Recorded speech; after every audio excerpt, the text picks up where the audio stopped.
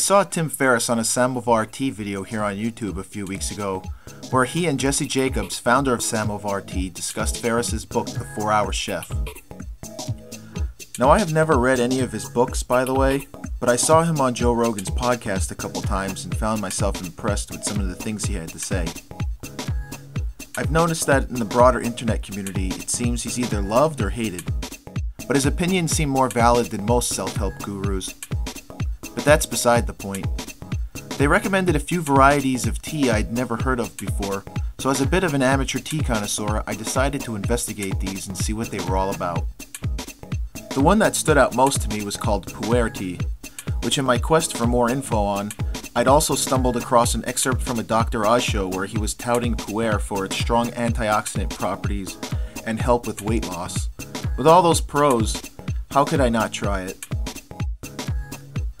Well, after a small adventure scouring my local supermarket, Numi's Organic Emperor's Pu-erh was the only brand immediately available, so I'm basing my review on that.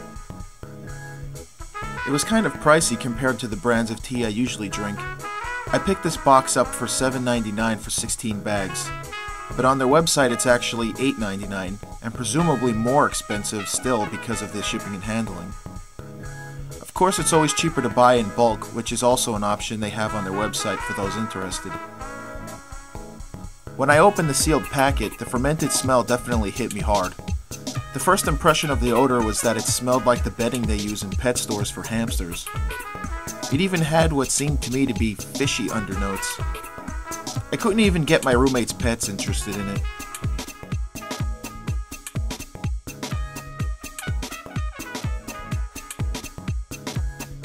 The fermentation process for creating Pu-erh tea is what results in the darker brew that's also higher in caffeine than your average black tea and contributes to its unique pungent aroma and flavor. The taste to me was a lot like it smelled. Not great. It was like straining a strongly brewed black tea through a hamster cage. If you're going to try Pu-erh tea from Numi, I'd recommend the Pu-erh 6-count mini sampler because all I've tried so far is the Emperor's Pu-erh, and while it's nice if you like a strong fermented taste, I'd like to try something with an added flavor to take the edge off. You can also sweeten it as another way to try and take the edge off.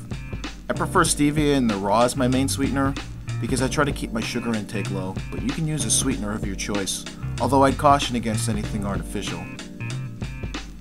At the end of the day, I thought this was okay when sweetened, but ultimately not worth the steeper price tag.